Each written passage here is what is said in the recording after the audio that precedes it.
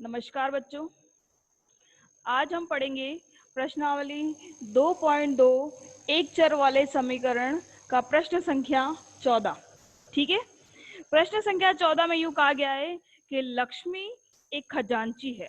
ठीक है। खजांची वो होते हैं जिनके जो नोट रखते हैं, जो पैसे इकट्ठे करते हैं, पैसे वापस देते हैं बैंक में, उस तरीके से। ठीक है।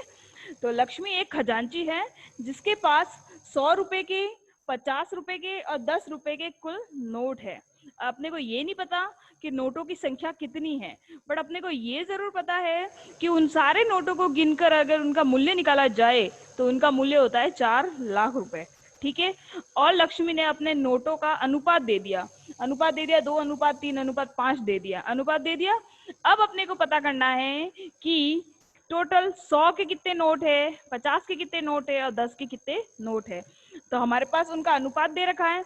अगर 2 पहले दे रखा है तो आप देखिए, स्टार्टिंग से देखते हैं अपन कि लक्ष्मी खजांची के पास 100 रुपए, 50 रुपए और 10 रुपए के नोटों का क्रमशः अनुपात। इन्होंने अनुपात दे दिया पहले से कि मेरे पास 100 रुपए है तो 100 रुपए के अनुपात है 2, 50 रुपए है तो 50 रुपए का अनुपात है 3 और 10 रुपया है तो 10 रुपए का अनुपात है 5। ठीक है। क्रमशः का मतलब ये होता है बेटा कि जिस क्रम में ऊपर वाली संख्या लिखी हुई होती है उसी क्रम में उनका अनुपात बांटा जाता है। ठीक है। अब अपन देखेंगे कि माना कि 100 रुपए के नोट अनुपात के अकॉर्डिंग हम मान रहे हैं। ठीक है। इमेजिन कर रहे हैं 100 रुपए के नोट, अगर 100 का अनुपात 2 रखा है हमने तो 100 रुपए के नोट का हमने मान लिया 2x। ठीक है। 2x मान लिया। अब 2x में क्या है, ये 100 रुपए की नोट है इसलिए 2x को हमने 100 से गुणा कर दिया। तो 2x इंटू 100 इक्वल 200x। ठीक है। फिर हमने 5 का अनुपात है 3, तो 50 रुपए के नोट है 3x इंटू 50 की नोट है इसलिए गुणा किया इसको 50 से। 3x इंटू 50 बराबर 150x। ठीक है। फिर उसके बाद में 10 रुपए का जो नोट है उसका अनुपात है 5, तो 10 रुपए के नोटों का मानेंगे हम 5x इंटू 10 बराबर 50x। ठीक है। अब अपना समीकरण, और फिर इन्होंने कहा कि इन सारे रुपयों को मिला के टोटल कितने रुपए बनते हैं, कितना मूल्य बनता है, 4 लाख रुपए। सभी नोटों का कुल मूल्य बनता है अपना 4 लाख रुपए। ठीक है, रुपए। अब आप देखेंगे समीकरण बनाएंगे हम, किस तरीके से समीकरण बनाएंगे कि ये 200x है, ये 150x है और ये 50x है। इन सबको जोड़ने पर अपना आंसर कितना आना चाहिए, 4 लाख रुपए। तो समीकरण बना 200x plus 150x plus 50x मिलकर बना 4 लाख रुपए। अब ये समीकरण बन गया। हम x की संख्या को जोड़ देंगे, x और x की संख्या को जोड़ देंगे तो आंसर आएगा अपना 200 प्लस 150 यानी कि 350। 350 से 50 जोड़ा यानी कि 400। 400x हो गया और इधर आ गया 4 लाख रुपए। ठीक है। अब हम ये जो 400x और 4 लाख है, 400 और x के बीच में अगर कोई निशान नहीं है तो वहां क्या होता है, इंटू का निशान होता है, गुणा का निशान होता है। तो हम 400 का पक्षांतरण करने पर हम 400 को क्या कर देंगे, पक्षांतरण करेंगे। जब 400 का पक्षांतरण कर रहे हैं हम तो 400 यहाँ गुणा में है तो पक्षांतरण के बाद में किस में बदल जाएगा, भाग में बदल जाएगा। तो x तो यही रह जाएगा और ये जो 400 है इसका पक्षांतरण होकर ये नीचे भाग में बदल जाएगा और 4 लाख यू का यू ऊपर रह जाएगा। अब हमने 2 जीरो से 2 जीरो काट दिए। अब अपने पास बचे 4,000 और नीचे बचा 4। ठीक है। तो 4 के पारे में 4 कितनी बार आता है, 4 एकम 4 और ये 1 2 3 3 जीरो यूं लगा लिए। ठीक है। इस तरीके से भाग को करना है। मैं एक बार आपको फिर से भाग करके दिखा देती हूँ, सामने देखिएगा सब लोग। 4,000 में 4 का भाग देंगे तो 4 एकम 4, कुछ भी नहीं बचेगा। फिर बचेगा 0 0 0 0 0 0, तो 0 बार जाएंगे और कुछ भी नहीं आया। आया समझ में, यानी कि 4 का भाग 4,000 में दिया, 1000 आंसर आया। अब अपने पास पता चल गया यानी कि 1x का मतलब है 1,000 रुपया। 1x का मतलब क्या है, 1,000 रुपया।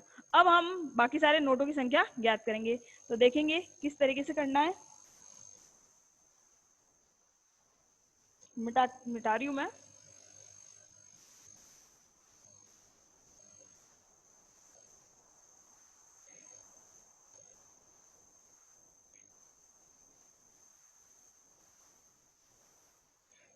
अब देखिएगा कि 200x किसका था, 100 के नोटों का मान था। 200x 100 के नोटों का मान था।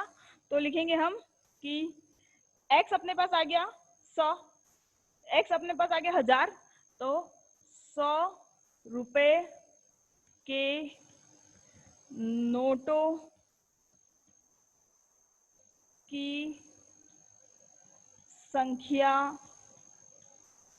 बराबर 2x। 2x है, 2x। 2x का मतलब क्या होगा? 2 इंटू 1000 बराबर 2000 नोट। समझ में आ गया? फिर उसके बाद में लिखेंगे 50 रुपए के नोटों की संख्या कितनी थी? 150x। तो लिखेंगे, मतलब 150 नहीं, ये कितना था? 3x। तो 3x बराबर 3 इंटू 1000 बराबर 3000 नोट। 3000 नोट। आया समझ में? फिर अगला क्वेश्चन है, अगला संख्या है कि 10 रुपए के नोटों की संख्या बराबर 5x, यानी कि 5 इंटू 1000 बराबर 5000 नोट। समझ में आ गया? और अगर हम इसकी उत्तर की जांच करते हैं, तो इन्होंने कहा कि उनका अनुपात कितना था? 2:3:5। तो उत्तर की जांच में, जैसे कि ये 2000 है, ये 2000 है, ये 3000 है, ये 5000 है, 1 2 3 0 इसमें भी है, 3 0 इसमें भी है, 3 0 इसमें, तीनों जीरो को हटा देते हैं तो अनुपात फिर से वही रह जाएगा, 2:3:5। इसका मतलब हमारा उत्तर सही है। ठीक है, नेक्स्ट क्वेश्चन कल से करेंगे।